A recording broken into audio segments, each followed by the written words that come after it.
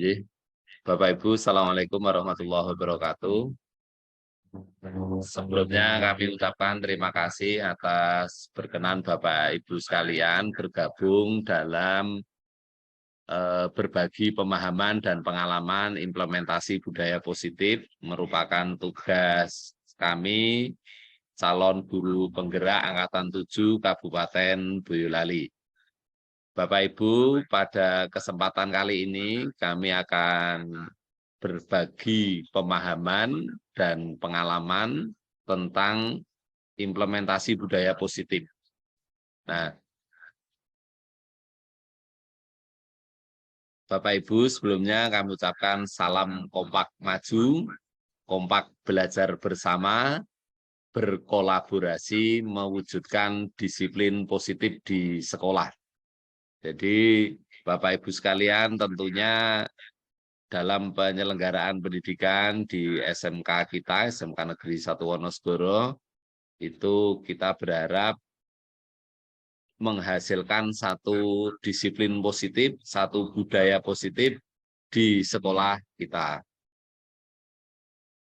Bapak Ibu, pada kesempatan ini budaya positif yang akan kami share, kami sharing dengan Bapak Ibu sekalian, itu adalah terdiri dari beberapa hal. Yang pertama adalah perubahan paradigma belajar, yang kedua tentang disiplin positif, yang ketiga tentang motivasi perilaku manusia, yang keempat tentang kebutuhan dasar, kemudian posisi kontrol restitusi, keyakinan kelas, dan segitiga restitusi. Bapak Ibu sekalian, budaya positif itu berfungsi bahwa budaya itu adalah kebiasaan. Kebiasaan positif di sekolah itu guna membangunnya, maka sekolah perlu menyediakan lingkungan positif, aman dan nyaman agar murid-murid siswa mampu berpikir, bertindak, dan mencipta dengan merdeka, mandiri, dan bertanggung jawab. Perubahan paradigma belajar, Bapak Ibu sekalian, kita kenal Bapak Ki Hajar Dewantoro sebagai Bapak Pendidikan Indonesia. Itu dalam bukunya tentang pemikiran konsepsi keteladanan cetakan kelima tahun 2013 halaman 469 bahwa pendidikan itu adalah menuntun. Menuntun itu menurut Ki Hajar Dewantoro bahwa dalam proses belajar atau proses menuntun ini anak diberi kebebasan. Namun pendidik sebagai pamong dalam memberi tuntunan dan arahan agar anak tidak kehilangan arah dan membahayakan dirinya. Seorang pamong dapat memberikan tuntunan agar anak menemukan kemerdekaannya dalam belajar. Bapak Ibu sekalian, bahwa belajar itu salah satunya adalah kita menuntun anak untuk mencapai kebahagiaan. Baik itu secara pribadi maupun sebagai anggota masyarakat. Selamat datang di Solo Safari. Bagi para pengunjung untuk bisa menikmati pertunjukan animal. Bapak Ibu, sebelum kita berlanjut tentang ini, kita sampaikan dulu ada teori tentang kontrol teori oleh Dr. William Glasser yang berikutnya berkembang dengan nama choice theory, meluruskan beberapa miskonsepsi tentang makna kontrol. Yang pertama, ilusi guru mengontrol murid. Jadi pada dasarnya kita tidak dapat memaksa murid untuk berbuat sesuatu jika murid tersebut memilih untuk tidak melakukannya. Selama ini guru banyak yang berusaha untuk mengontrol perilaku murid. Nah, Teori kontrol menyatakan bahwa semua perilaku memiliki tujuan, bahkan terhadap perilaku yang tidak disukai. Yang kedua, ilusi bahwa semua penguatan positif efektif dan bermanfaat. Penguatan positif atau bujukan, penguatan positif atau bujukan ini sering kita anggap berpositif atau bermanfaat, efektif.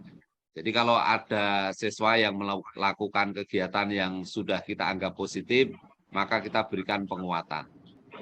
Nah, segala usaha untuk mempengaruhi murid agar mengulangi suatu perilaku tertentu adalah suatu usaha untuk mengontrol murid tersebut. Jadi kalau pagi hari kita lihat siswa sudah datang pagi, bersedia dengan sukarela menyapu kelas misalnya. Ini kan perilaku yang positif. Nah, perilaku positif ini dikuatkan agar efektif dan bermanfaat sehingga siswa itu mau mengulangi suatu perilaku tersebut. Nah, yang ketiga, ilusi bahwa kritik dan membuat orang merasa bersalah dapat menguatkan karakter. Ini kadang kita berpikir bahwa menggunakan kritik atau menjadikan seseorang itu merasa bersalah itu dapat mengontrol murid menuju identitas gagal. Mereka belajar untuk merasa buruk tentang diri mereka. Jadi merasa salah sehingga kesalahan itu diperbaiki. Nah, yang keempat itu bahwa orang dewasa memiliki hak untuk memaksa. Nah, terkadang kita beranggapan bahwa perilaku anak agar positif itu perlu dipaksa. Nah, ini beberapa ilusi tentang miskonsepsi tentang makna kontrol. Kemudian Stephen R. Covey ya tentang principle centered leadership itu ada satu kata bermakna Bapak Ibu, bila kita ingin membuat kemajuan secara perlahan sedikit-sedikit, ubahlah sikap atau perilaku Anda. Namun bila kita ingin memperbaiki cara-cara utama kita, maka kita perlu mengubah kerangka acuan kita. Ubahlah bagaimana Anda melihat dunia, bagaimana Anda berpikir tentang manusia, ubahlah paradigma Anda, skema pemahaman dan penjelasan aspek-aspek tertentu tentang realitas. Bapak Ibu, kata disiplin itu sering kali kita sampaikan pada siswa, sering kita tuntut siswa untuk disiplin, kita menuntut anak disiplin, dan seterusnya. Nah, namun hari ini Bapak Ibu, bagaimana kita akan berbagi pemahaman tentang bagaimana disiplin positif, bagaimana budaya positif itu bisa kita kembangkan, kita budayakan di sekolah. Maka kita akan memaknai dulu apa itu disiplin. Nah, menurut Ki Hajar Dewantara bahwa di mana ada kemerdekaan, disitulah harus ada disiplin.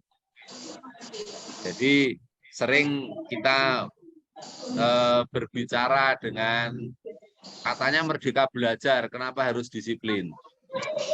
Ini adalah satu pemahaman yang kurang tepat, karena apa? Menurut Ki Hajar Dewantara bahwa di mana ada kemerdekaan, disitulah harus ada disiplin yang kuat. Sungguh pun disiplin itu bersifat self-disiplin, jadi disiplinan diri, yaitu kita sendiri yang mewajibkan kita dengan sekeras-kerasnya, tetapi itu sama saja. Sebab jikalau kita tidak cakap melakukan self-disiplin, wajiblah penguasa lain mendisiplinkan kita. Dan peraturan demikian itulah harus ada dalam suasana yang merdeka. Jadi Bapak Ibu, kita disiplin kita sendiri itu harus bermula dari diri kita. Nah, apabila kita tidak mampu mewujudkan disiplin itu berupa sebuah kewajiban, maka pasti ada wajiblah penguasa, dalam hal ini mungkin kepala sekolah, untuk mendisiplinkan kita. Nah, kalau itu siswa, siswa kita menuntut untuk disiplin. Jika siswa tidak mampu disiplin, maka kita sebagai guru yang harus mendisiplinkan mereka. Nah, ini. Nah, namun sekali lagi, cara mendisiplinkan ini harus tetap dalam suasana yang merdeka. Nah, ini Bapak Ibu. Nah, sekarang kita akan sampai pada makna disiplin positif. Jadi ada 3 hal yang kita sharing pemahaman pada pagi hari ini, bahwa dalam budaya kita, makna kata disiplin itu dimaknai menjadi sesuatu yang dilakukan seseorang pada orang lain untuk mendapatkan peraturan. Kita cenderung mengembangkan kata disiplin dengan ketidaknyamanan. Sebagai pendidik, tujuan kita adalah menciptakan anak-anak memiliki disiplin diri, sehingga mereka berperilaku sesuai dengan nilai-nilai kebajikan universal, dan memiliki motivasi intrinsik untuk bukan merupakan paksaan. Jadi kembali ke depan tadi, kita sebisa mungkin menciptakan bahwa disiplin itu bukan ketidaknyamanan, namun disiplin itu adalah menciptakan disiplin sendiri, disiplin diri. Sehingga kita bisa menciptakan siswa itu berperilaku sesuai dengan nilai-nilai kebajikan universal, nilai kebajikan yang sudah umum, dan memiliki motivasi intrinsik, motivasi dari dalam diri siswa, bukan merupakan paksaan. Nah, disiplin positif itu merupakan salah satu cara penerapan disiplin yang bertujuan untuk menumbuhkan kesadaran serta memberdayakan anak untuk melakukan sesuatu tanpa sogokan, tanpa ancaman maupun hukuman. Jadi sekali lagi kita bisa menciptakan anak itu self disiplin. Ini yang sulit. Nah, selama ini di sekolah kita itu kadang ada STP 2K, seolah itu sebuah polisinya sekolah yang harus menciptakan rasa disiplin di sekolah. Ini harus merubah paradigma kita bahwa menciptakan disiplin itu harus menumbuhkan kesadaran, memberdayakan anak, melakukan itu tanpa harus dengan dipaksa, tanpa harus diancam, tanpa harus adanya hukuman. Bapak Ibu, berbicara tentang disiplin, maka hal yang pertama harus kita perhatikan adalah bahwa kita harus menyadari adanya nilai kebajikan. Nah, sebagai lembaga pendidikan di Indonesia, itu nilai kebajikan yang harus diterapkan, kerangka utamanya itu sudah disusun oleh Kementerian Pendidikan dan kita tinggal mengaplikasikannya saja. Nah, itu adalah nilai kebajikan profil pelajar Pancasila. Saya kira kita sudah sangat mengenal 6 nilai profil pelajar Pancasila yang merupakan nilai kebajikan pelajar di Indonesia. Yang pertama adalah beriman dan bertakwa kepada Tuhan Yang Maha Esa dan berakhlak mulia. Ini nilai kebajikan yang pertama. Nilai kebajikan yang kedua adalah mandiri. Yang ketiga adalah bernalar kritis, kreatif, bergotong royong, dan yang terakhir adalah kebinekaan global. Bapak Ibu sekalian, memanai nilai kebajikan ini, kerangka utamanya sudah ada profil pelajar Pancasila. Namun secara kelembagaan kita perlu menyusun nilai kebajikan apa yang harus kita kembangkan di sekolah kita. Artinya bahwa nilai kebajikan ini yang harus kita pegangkan, kita infus, kita tekankan pada siswa.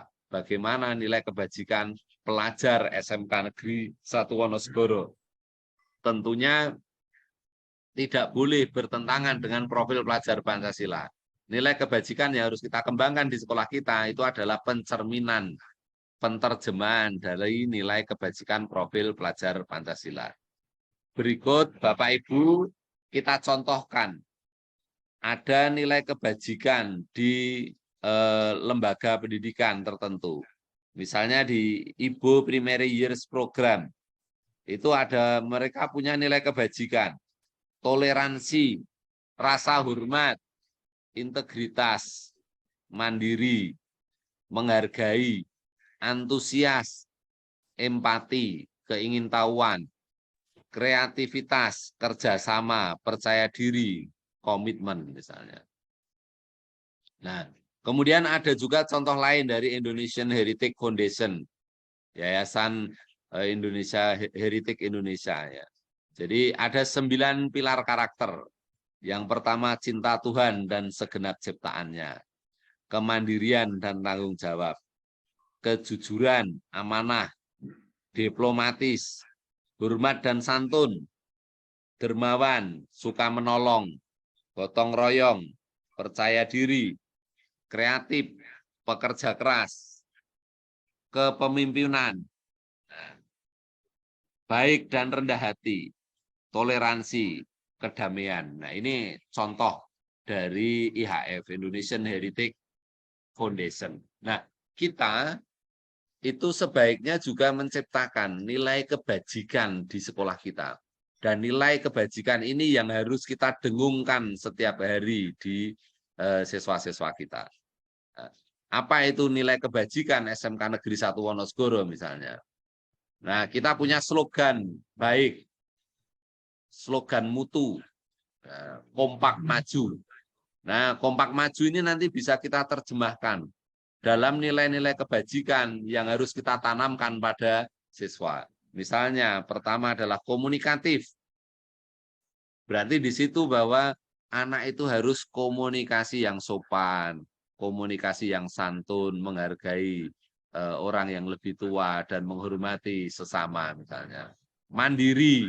Nah, ini nanti akan kita terjemahkan lebih lanjut bersama Bapak Ibu.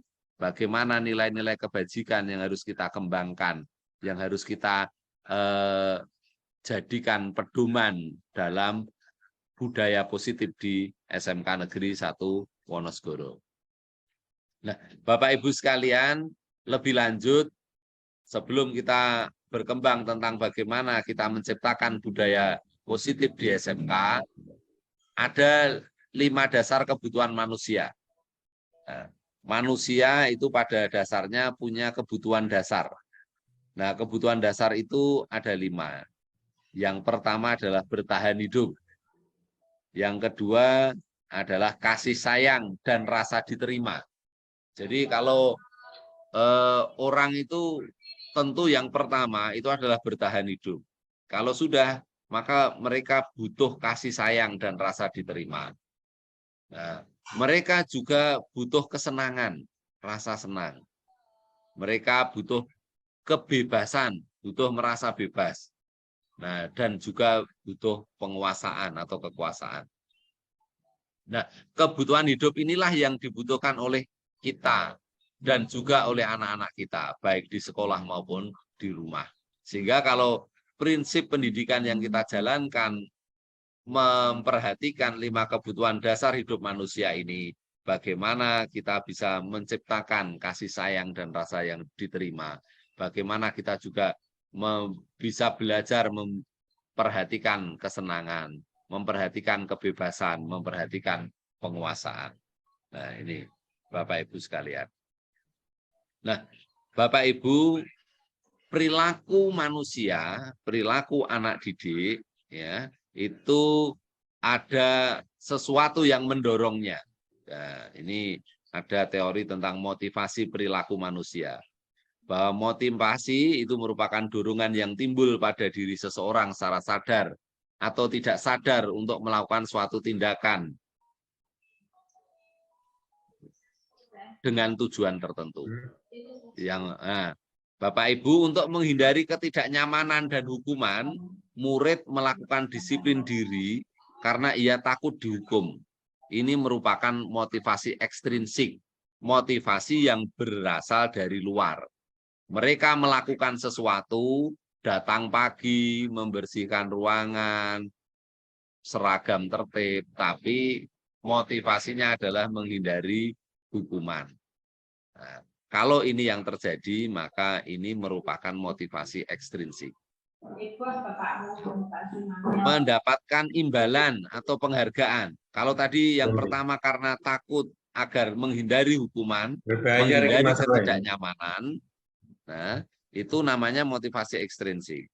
Nah sekarang juga sama, mereka melakukan perilaku tertentu karena ingin imbalan,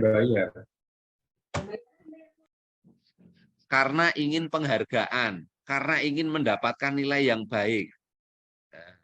Jadi mereka tidak melakukan sesuatu itu atas dasar self-disiplin yang pertama tadi kami sampaikan. Tapi mereka melakukannya karena imbalan atau penghargaan, pengen nilai yang baik.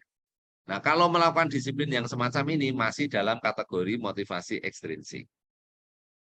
Nah, Bapak Ibu sekalian, yang terbaik itu adalah bagaimana siswa itu bisa melakukan perilaku, ya, mereka punya perilaku itu atas dasar motivasi intrinsik. Nah, motivasi intrinsik itu adalah motivasi dengan adanya menghargai nilai-nilai kebajikan diri sendiri.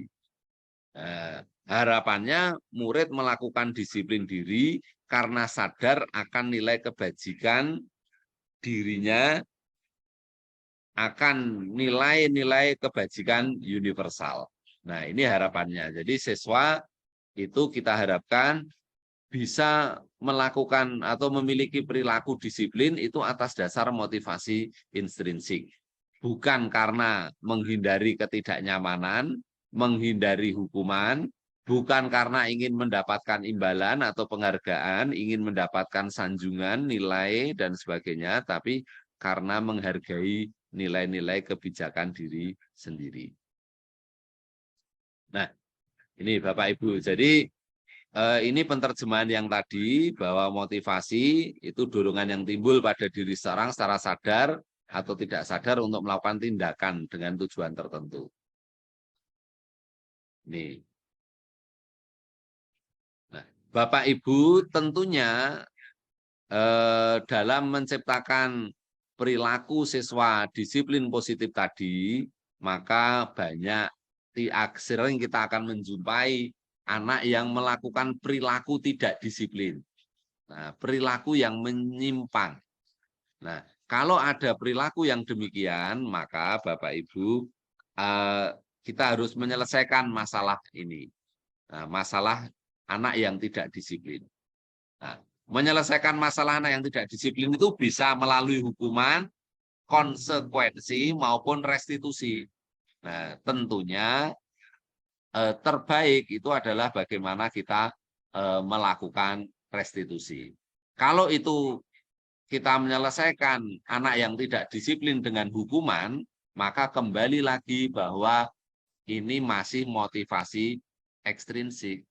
Anak masih akan melakukan perilaku disiplin tadi hanya untuk menghindari ketidaknyamanan, menghindari begitu pula karena konsekuensi, wah kalau disiplin, kalau melakukan ini akan dapat penghargaan, akan dapat imbalan.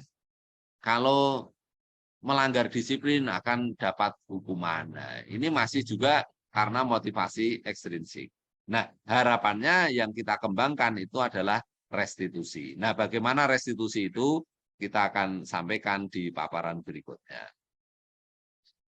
Nah, Bapak Ibu, sebelum lebih jauh lagi, konsep disiplin itu ada dua, Ibu. Jadi ada konsep disiplin dengan identitas gagal, dan nanti ada konsep disiplin dengan identitas sukses.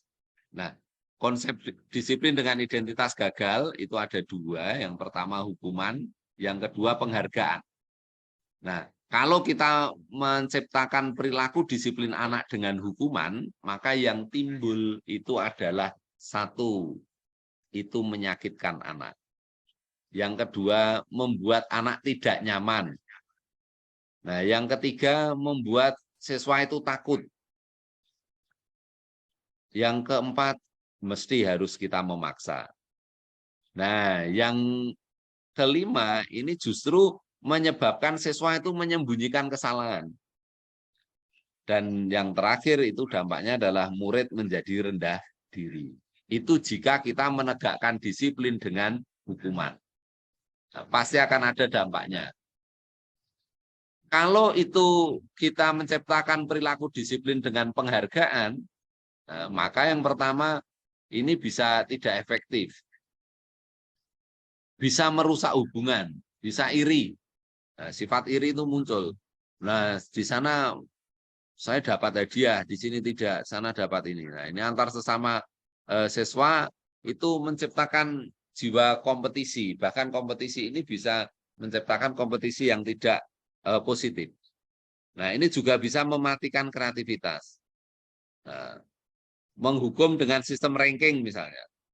Nah, merampas hak menghargai diri sendiri. Ini konsep disiplin dengan identitas gagal. Nah, konsep disiplin dengan identitas sukses, konsekuensi. Nah, ini dampaknya lebih baik daripada hukuman ataupun penghargaan tadi. Konsekuensi ini penguatannya jangka pendek. Ya. Perlu memonitoring secara berkelanjutan. Yang kedua ada stimulus, sehingga mengharapkan ada respon tertentu. Murid menghormati peraturan, kehilangan waktu untuk merenungi kesalahan. Nah, yang terbaik dari konsep disiplin untuk sukses itu adalah restitusi, di mana murid bertanggung jawab untuk perilakunya. Fokus pada pemecahan masalah jangka panjang. Murid menghormati dirinya dan orang lain. Nah, teori kontrol yaitu dirinya memegang kontrol. Murid bersemangat memperbaiki kesalahannya. Ini harapannya.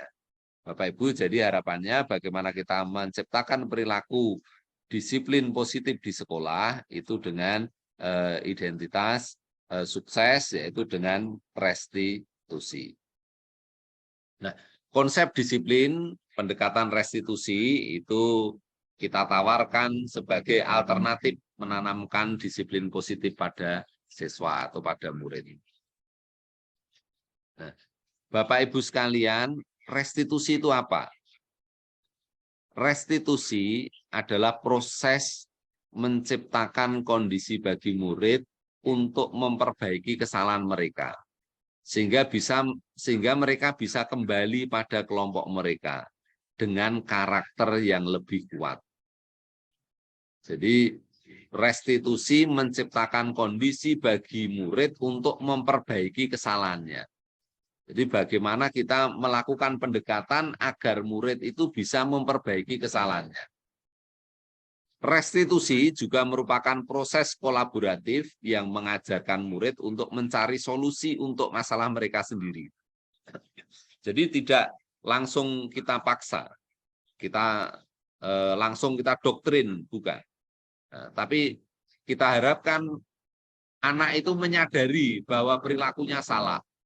Nah, anak juga kita giring, kita arahkan untuk mencari solusi untuk masalah mereka.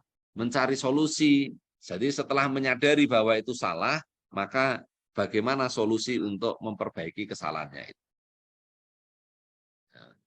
Membantu murid berpikir tentang orang seperti apa yang mereka ingin menjadi, tujuan mulianya, dan bagaimana mereka harus memperlakukan orang lain. Nah, ini menurut Goosen tahun 2004. Nah, ada 9 ciri-ciri restitusi. Yang pertama, restitusi itu bukan untuk menebus kesalahan, namun untuk belajar dari kesalahan. Jadi kalau ada anak sering tidak masuk sekolah atau sering terlambat, seragam tidak tertib, praktek tidak menggunakan wirpak, tidak mengerjakan PR. Ini adalah perilaku-perilaku menyimpang, perilaku-perilaku yang tidak disiplin positif. Nah, kalau kita menemukan anak itu, maka tindakan kita adalah dengan metode atau pendekatan restitusi itu. Harapannya pendekatan restitusi itu bukan menjadikan anak itu bahwa melakukan perilaku karena menebus kesalahan, namun untuk belajar dari kesalahan. Yang kedua adalah memperbaiki hubungan. Nah, ciri restitusi yang ketiga itu guru memberikan tawaran, bukan paksaan. Nah, yang keempat, restitusi menuntun untuk melihat ke dalam diri. Yang kelima, restitusi mencari kebutuhan dasar yang mendasari tindakan. Yang keenam, restitusi diri adalah cara yang paling baik. 7, restitusi fokus pada karakter, bukan tindakan. Restitusi fokus pada solusi. Restitusi mengembalikan murid yang berbuat salah pada kelompoknya. Nah, Bapak Ibu, kita sebagai pendidik, guru di sekolah, kita sering menerapkan perilaku atau 5 posisi kontrol.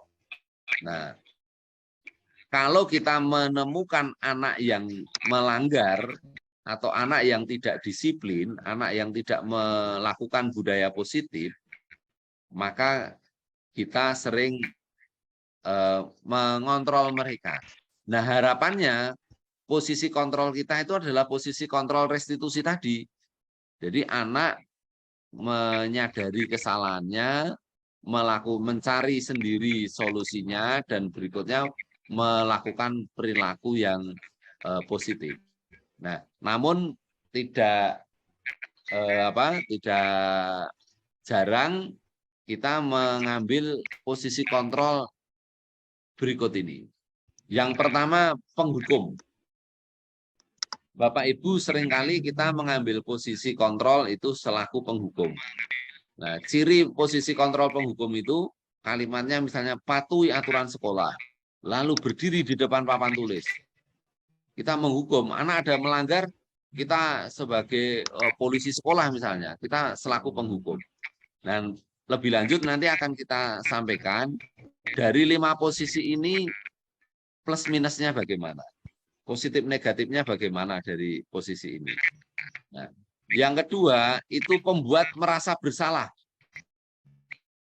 Nah, biasanya kalau anak sudah datang terlambat misalnya, itu kita berikan kalimat yang lebih lembut, namun menjadikan anak itu merasa bersalah. Misalnya berapa kali Bu Guru harus memberitahu kamu, berapa kali Pak Guru harus mengingatkan kamu. Nah, Bu Guru kecewa, Pak Guru kecewa sama kamu misalnya. Nah, ini membuat anak merasa bersalah. Atau mungkin juga, nah, istilahnya harapannya anak merasa salah. Nah, yang ketiga itu posisi kontrol sebagai teman. Adalah, ayolah yang tertib, buat Pak Guru bangga, buat Bu Guru bangga. Kali ini tidak apa-apa kamu salah, namun jangan diulangi. Ini posisi kontrol sebagai teman. Kemudian ada posisi kontrol sebagai pemantau. Nah, posisi kontrol sebagai pemantau itu misalnya kamu sudah berapa kali melanggar, apa peraturan dan konsekuensinya. Nah, kemudian yang kelima itu posisi kontrol sebagai manajer. Biasanya pertanyaannya, apakah kamu tahu kesalahanmu? Kira-kira bagaimana kamu akan memperbaiki kesalahan ini? Nah, Bapak Ibu, kita akan coba kupas ke 5 posisi kontrol tersebut.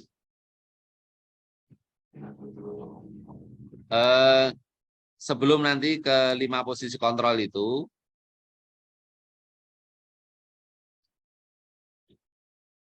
ini nanti ada tentang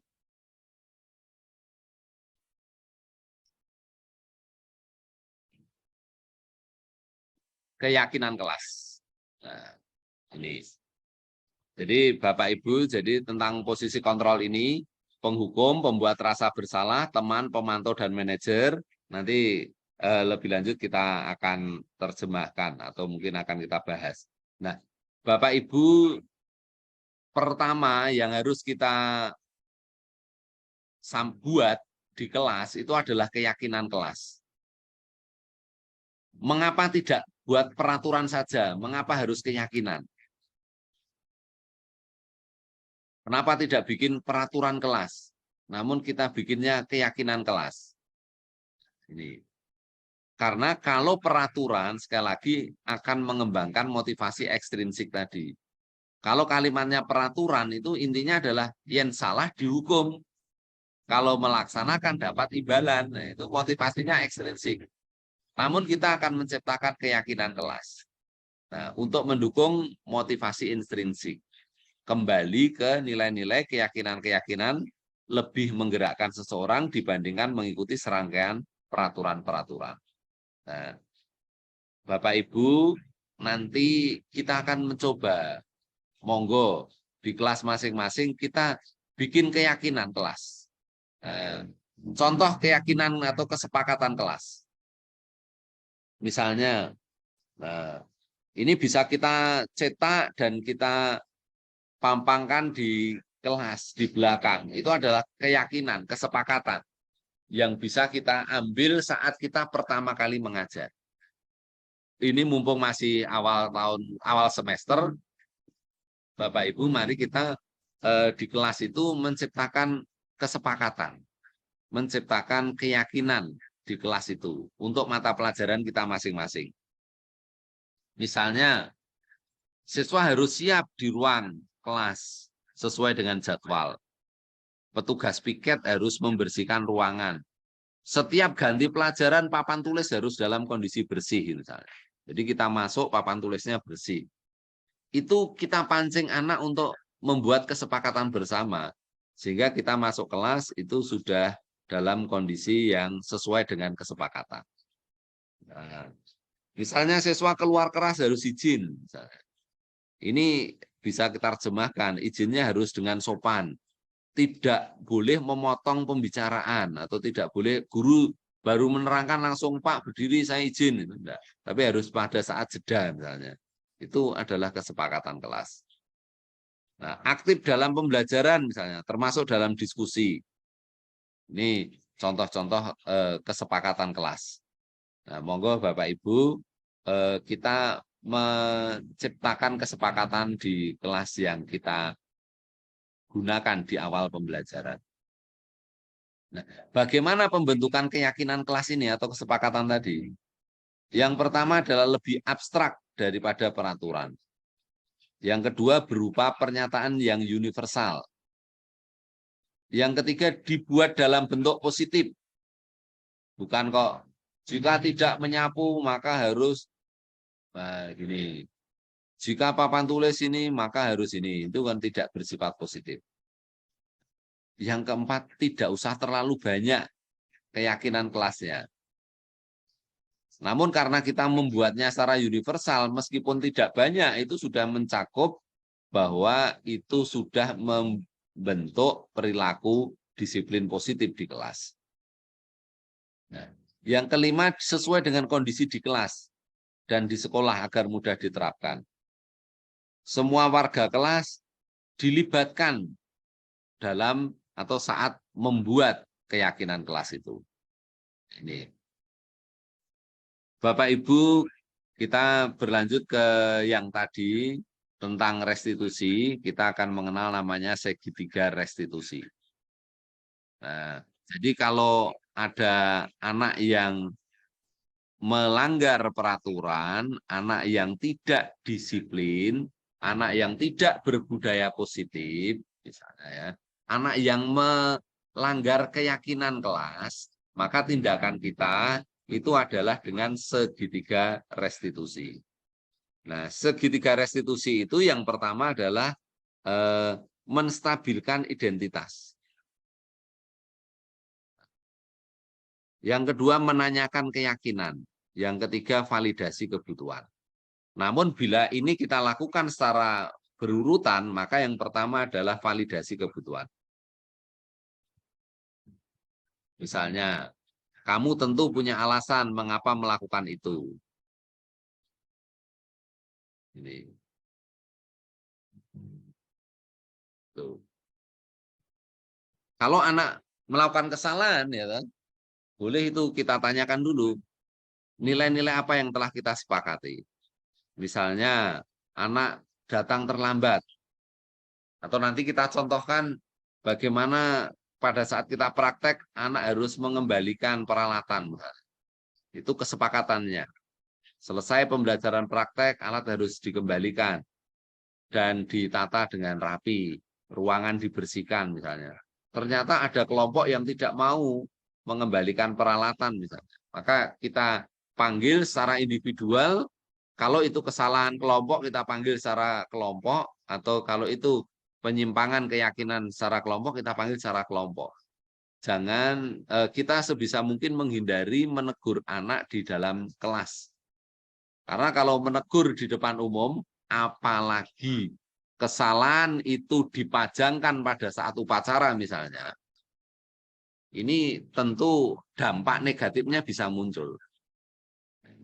Sehingga sebisa mungkin kita memperbaiki anak itu, kita tegur secara individual. Kalau kesalahan kelompok ya secara kelompok, namun bukan di depan umum. Nah, pertama adalah nilai apa yang kita sepakati. Kamu setelah itu kamu ingin menjadi seperti apa? Ini.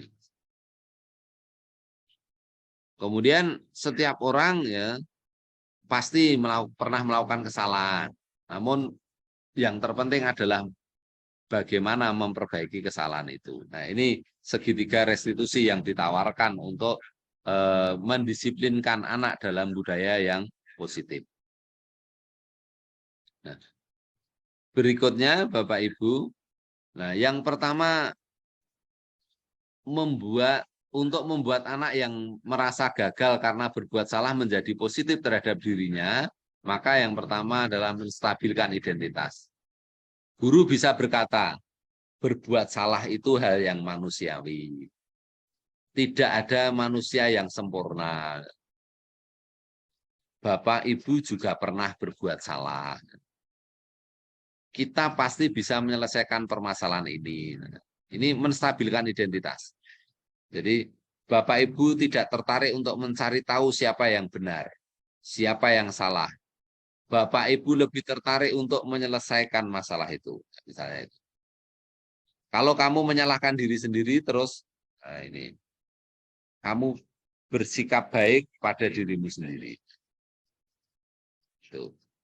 Yang kedua, validasi kebutuhan. Ini untuk membantu murid mengenali basic need, kebutuhan dasar yang ingin dipenuhinya ketika melakukan kesalahan itu. Pada dasarnya, setiap tindakan manusia tujuannya adalah memenuhi kebutuhan dasar. Apakah itu power, ya, kekuasaan, ya, freedom, kebebasan, cinta dan kasih sayang, atau ya kesenangan atau kebutuhan untuk bertahan hidup, survival. Guru bisa berkata, ini, kamu bisa saja kan melakukan hal yang lebih buruk, tapi kamu tidak melakukannya kan. Kamu pasti punya alasan mengapa melakukannya. Apa yang penting bagi kamu ya? Kamu boleh tetap berusaha menjaga sikap itu, tetapi tambahkan sikap yang lain yang baru. Maukah kamu belajar cara lain untuk mendapatkan yang kamu butuhkan tanpa harus memukul? Jadi kalau siswa kita melakukan kesalahan, maka segitiga restitusi yang kedua adalah validasi kebutuhan. Nah, yang ketiga menanyakan keyakinan tadi. Apa nilai yang kita percaya di kelas di sekolah kita? Nilai universal apa yang telah kita sepakati? Kelas yang ideal itu seperti apa sih? Kamu ingin jadi anak seperti apa? Apa yang kamu rasakan misalnya? Ketika kamu melakukan itu, kamu menjadi orang seperti apa? Ini adalah menanyakan keyakinan kelas. Nah, ini contoh penerapan segitiga restitusi yang sebaiknya dilakukan. Jadi anak dipanggil secara personal, kemudian dilakukan dengan 3 tahapan yang tadi sudah kami sebutkan. Nah, ini.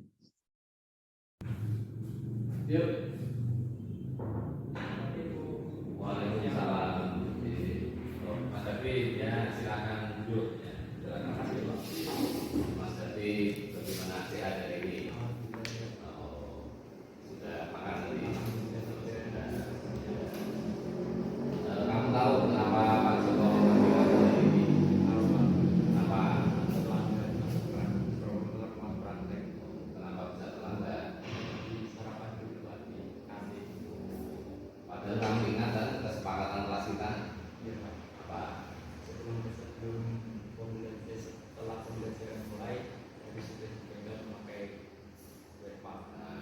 tadi terlambat lumayan banyak ya.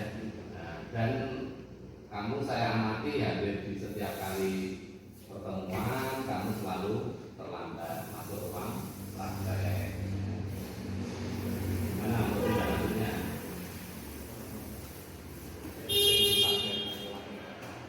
Jadi ya terlambat ya. Ya. Yakin, ya bisa dipegang.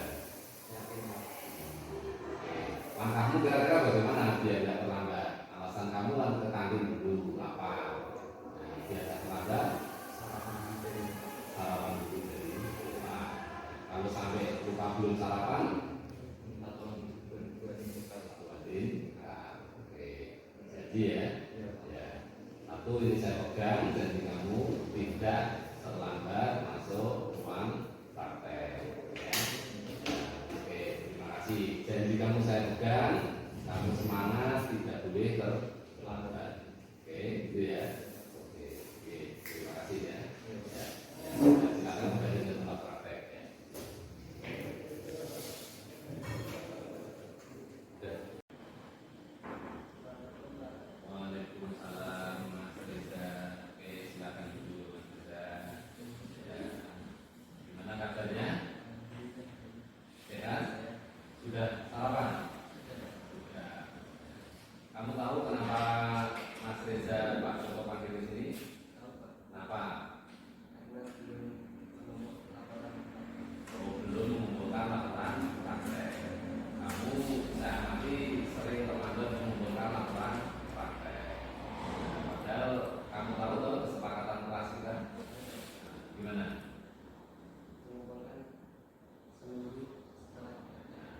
Setelah praktek, laporan harus dikumpulkan. Padahal kalau setiap minggu kita praktek, ini sudah kamu selesaikan, berarti laporannya akan menumpuk. Sekarang saya tanya, kenapa kau sampai belum mengumpulkan? Lupa belum menyelesaikan. Apa tidak kamu bicara yang harus dikumpulkan kapan? Terus kira-kira dengan kesalahan ini apa yang harus kamu lakukan?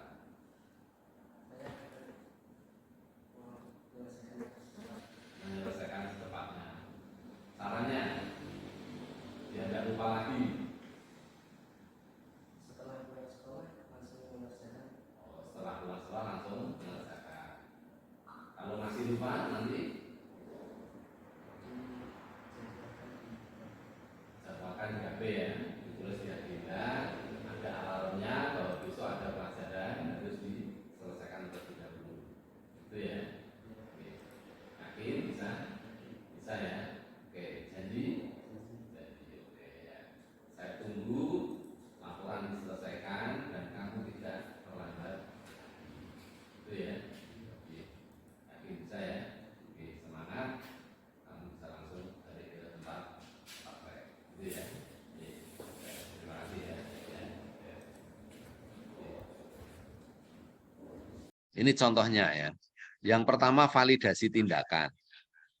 Guru menanyakan kembali terhadap siswa, sikap siswa yang telah dilakukan, benar apa salah. Misalnya anak yang datang terlambat, itu kita tanyakan, benar kamu datang segini ini, jam segini. Tujuannya adalah siswa itu sadar bahwa apa yang mereka lakukan itu adalah salah. Itu. Yang kedua, menstabilkan identitas. Ya, guru mendengarkan dengan sabar pernyataan dari siswa dan memberikan pemakluman. Kemudian memberi penguatan bahwa setiap manusia tidak sempurna dan pernah melakukan kesalahan. Nah, ini nggih mboten gampang pancen. Kita sendiri perlu sabar itu. Jadi kalau ada anak terlambat ya coba kita dengarkan dulu alasan mereka terlambat seperti apa. Kita tidak baik jika langsung kita vonis bahwa kamu melanggar aturan, kamu harus begini, harus begini. Nah, kita coba untuk menstabilkan identitas. Menika teori ini ngaten, Pak. Nah, berikutnya yang ketiga menanyakan keyakinan. Nah, ini. atau menanyakan kesepakatannya. Kesepakatannya adalah datang jam 7, gerbang ditutup misalnya. Nah, itu kesepakatannya.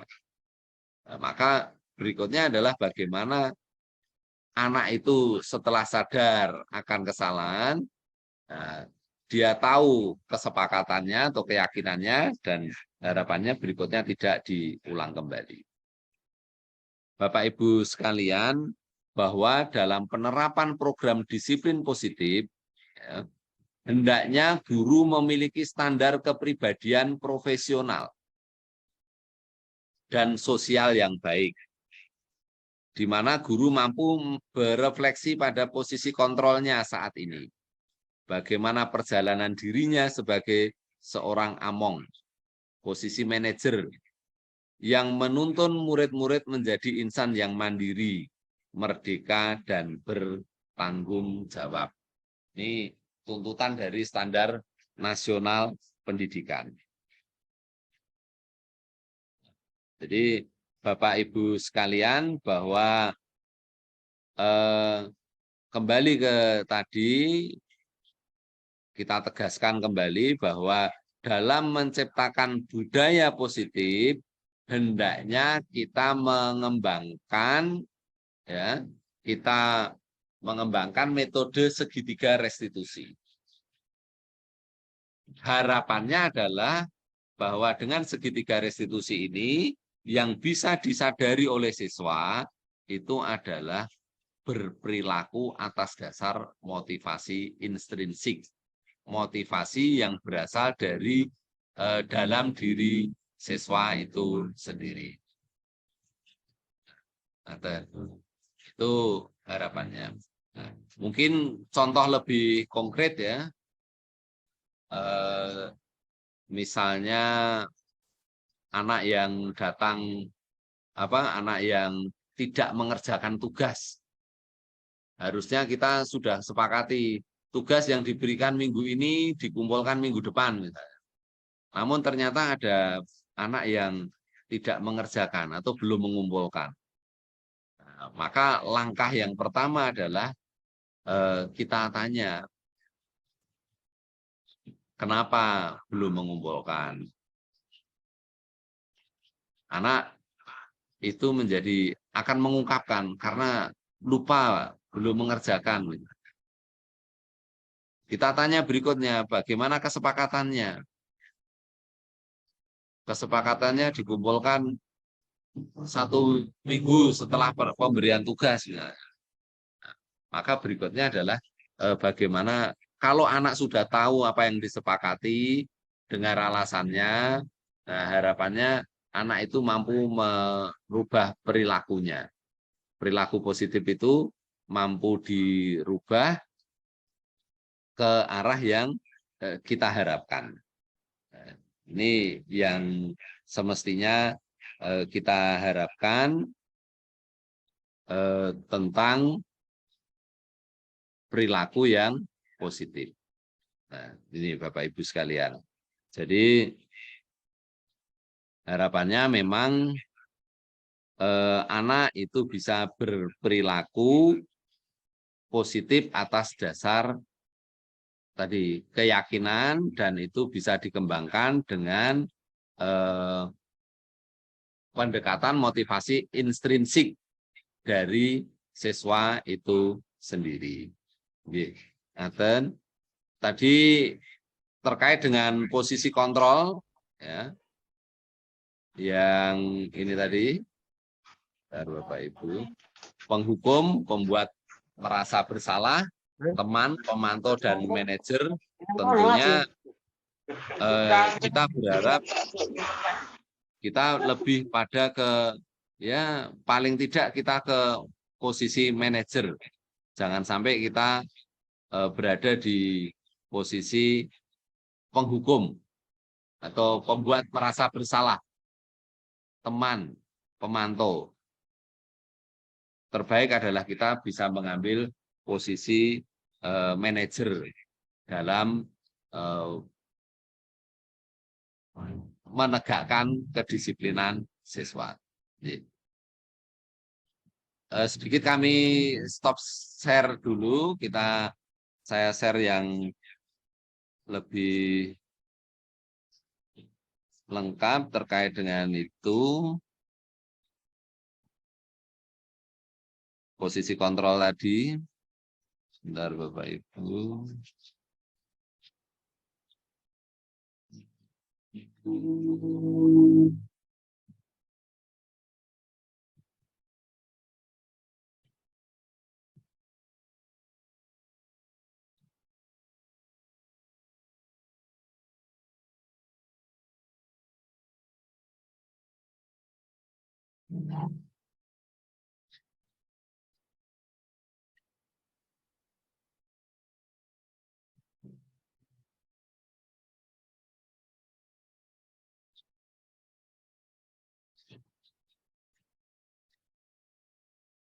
Nah ini, kalau kita posisi kontrol penghukum, ya, ini biasanya nada suaranya tinggi, bahkan kadang guru sampai melotot, jarinya menunjuk-nunjuk, menghardik, misalnya.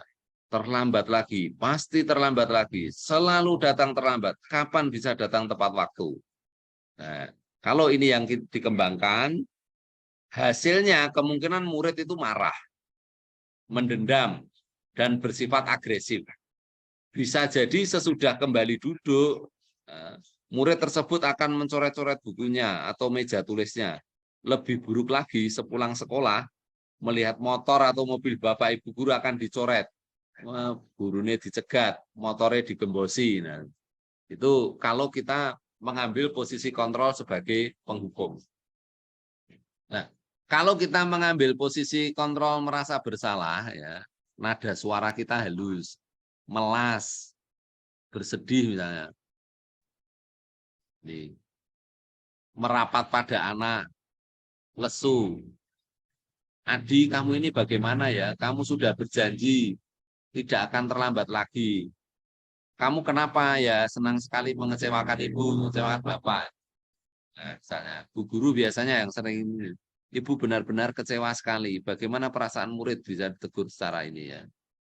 Yang terjadi adalah murid akan merasa bersalah telah mengecewakan gurunya. Murid akan merasa menjadi orang yang gagal, tidak sanggup membahagiakan orang lain. Kadangkala sikap seperti ini lebih berbahaya dari sikap penghukum. Karena emosi akan tertanam rapat di dalam, murid menahan perasaan, tidak seperti murid dengan guru penghukum tadi, di mana murid bisa menumpah amarahnya, walaupun dengan cara negatif, tetapi murid akan tertekan. Seperti inilah yang tiba-tiba bisa meletus amarahnya dan bisa menyakiti dirinya sendiri atau orang lain. Nah, kalau posisi kontrol sebagai teman, Adi, ayolah, bagaimana sih kamu? Kemarin kamu sudah janji ke Bapak. Kenapa terlambat lagi? Ya sudah, tidak apa-apa, duduk dulu sana, nanti Pak Guru bantu kamu ini, misalnya. Sambil senyum-senyum.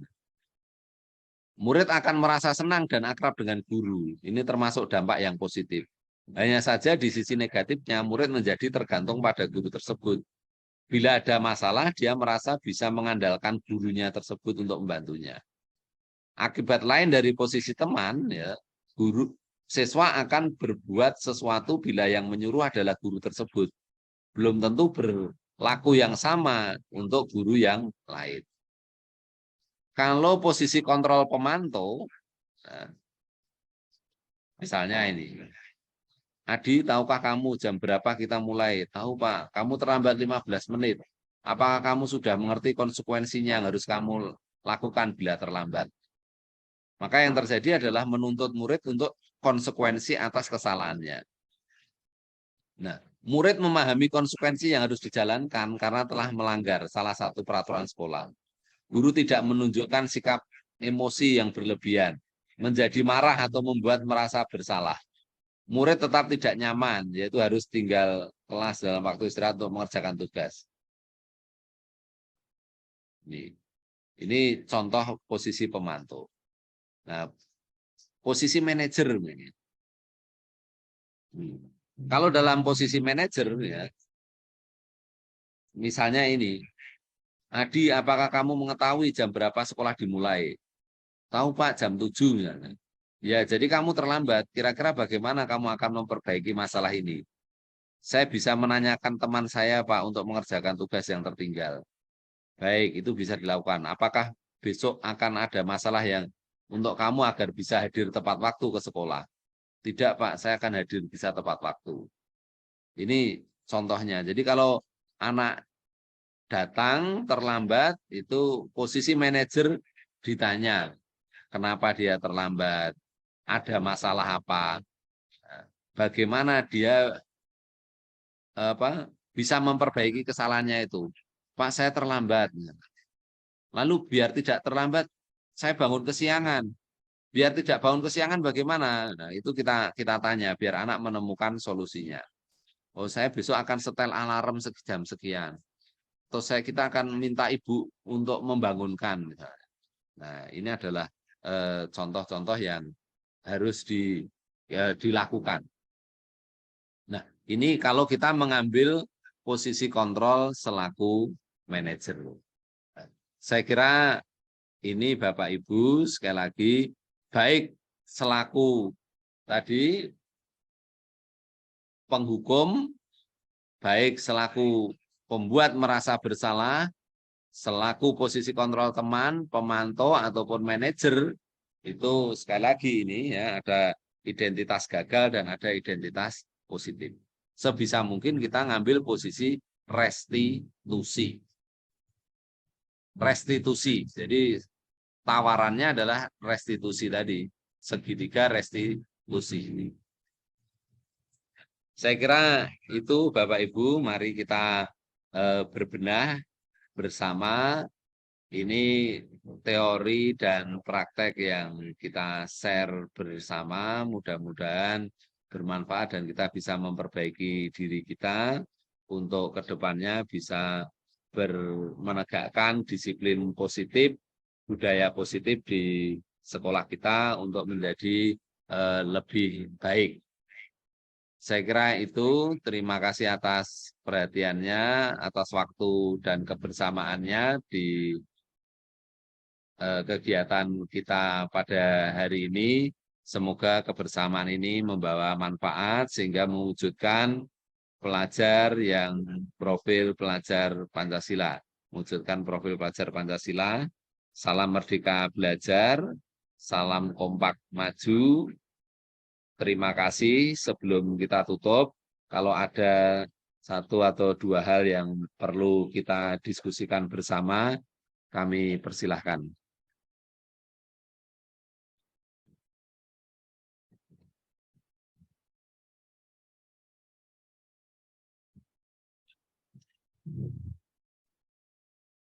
Bapak Ibu, jika tidak ada yang perlu didiskusikan, saya kira cukup waktu kita. Sebelum kita akhiri, mohon berkenan semuanya on kamera. Kami perlu foto, saya ambil screen untuk kita jadikan dokumen saya di pelaporan ini. Nyun tulung on kamera sudah Pak.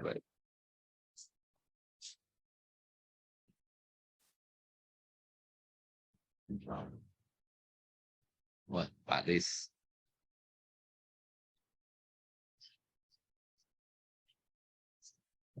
Masih banyak yang belum on kamera.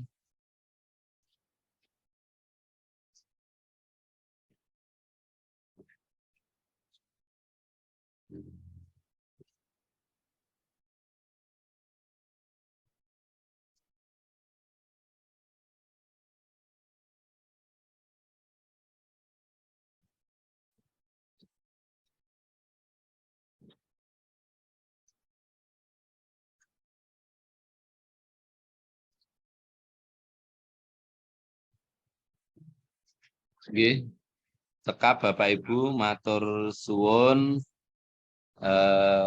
Kita akhiri. Terima kasih. Assalamualaikum warahmatullahi wabarakatuh. Saged live nanti. Waalaikumsalam warahmatullahi wabarakatuh. Saged live nanti berikutnya ke sesi ketiga.